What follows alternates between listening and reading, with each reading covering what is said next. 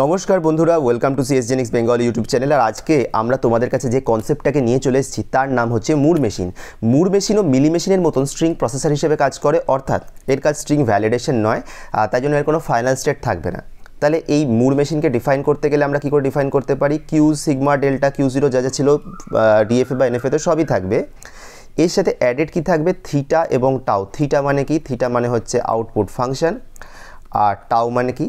Tau মানে হচ্ছে আমার আউটপুট অ্যালফাবেট। এবার মুর মেশিনের সাথে মিলি মেশিনের ডিফারেন্স কোন জায়গাটাতে? মিলি মেশিন ইনপুট পড়লে তারপরে রিয়্যাক্ট করে আউটপুটটা দেয়। মুর মেশিনের ক্ষেত্রে ও ইনপুট পড়ার আগে থেকেই আউটপুট ঠিক করে রাখে একটা স্টেটের জন্য। একটা এক্সাম্পল নিয়ে নিই, আমি যদি কোনো একটা স্ট্রিংকে ওয়ান্স কমপ্লিমেন্ট করার চেষ্টা করি তাহলে কি হবে? আমার কাছে একটা স্টেট থাকবে যার আউটপুট হচ্ছে 0, আর একটা স্টেট থাকবে যার আউটপুট হচ্ছে 1। ওয়ান্স কমপ্লিমেন্টের কনসেপ্ট কি? তুমি যদি 0 ইনপুট দাও তাহলে তুমি 1 আউটপুট পাবে, তুমি যদি 1 ইনপুট দাও তাহলে তুমি 0 আউটপুট পাবে। তাহলে তুমি যদি 1 ইনপুট দাও তাহলে তুমি সেই স্টেটেই যাবে যার আউটপুট হচ্ছে 0। তুমি যদি 0 ইনপুট দাও তাহলে তুমি সেই স্টেটেই যাবে যার আউটপুট হচ্ছে 1। সিমিলারলি বি স্টেটের ক্ষেত্রেও তুমি যদি 0 ইনপুট দাও তুমি এখানেই থাকবে, আর তুমি যদি 1 ইনপুট দাও তাহলে তুমি এতে যাবে। কনসেপ্টটা অ্যাকচুয়ালি কিছুই নয়, কনসেপ্টটা এরকম যে আমার কাছে আগে থেকে স্টেটের জন্য আউটপুটটা ঠিক করা থাকে। তো যখন আমি আমার কোনো একটা ইনপুটের জন্য আমার যে ডিজায়ার্ড আউটপুটটা চাই, সেই ডিজায়ার্ড আউটপুটটা আমাকে যে স্টেটটা দিচ্ছে আমি তার কাছে চলে যাব। তো এই প্রবলেমটাতে যদি কিউকে দেখি, কিউ হচ্ছে এখানে এ এবং বি দুজন স্টেট।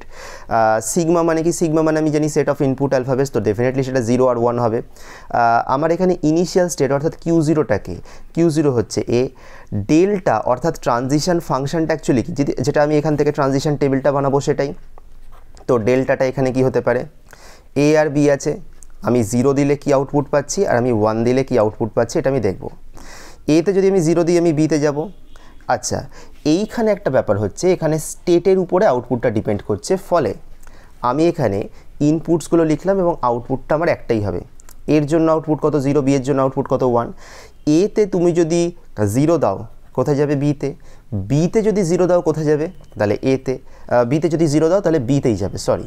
আর এতে যদি 1 দাও তাহলে তুমি এতেই যাবে, বিতে যদি 1 দাও তাহলেও তুমি এতেই যাবে। এই হলো কনসেপ্ট, এবং এই কনসেপ্টটার উপর ভিত্তি করে আমরা কিন্তু এই ছবিটা এঁকেছি। এখানে আউটপুট অ্যালফাবেট বা টাও জিনিসটা কি? টাও এখানে দুটো অ্যালফাবেট আছে, 0 আর 1। আর থিটাটা কি? থিটা তুমি দেখতেই পাচ্ছ যে থিটার ক্ষেত্রে কি হচ্ছে, থিটার ম্যাপিংটা কীরকম।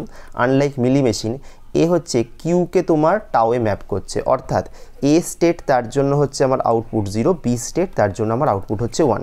তো পুরো মুর মেশিনের যে কনসেপ্টটা সেটা একটা এক্সাম্পলের মাধ্যমে আমরা ক্রাঞ্চ ডাউন করে তোমাদের সামনে নিয়ে এলাম। যদি ভিডিওটা ভালো লেগে থাকে তাহলে অবশ্যই আমাদের চ্যানেলটাকে সাবস্ক্রাইব না করা থাকলে সাবস্ক্রাইব করতে ভুলো না, কমেন্ট অবশ্যই করো, আর অবশ্যই লাইক এবং শেয়ার করে বন্ধুদের মাধ্যমে এটাকে সার্কুলেট করো। খুব ভালো লাগলো আজকের এই সেশনটা।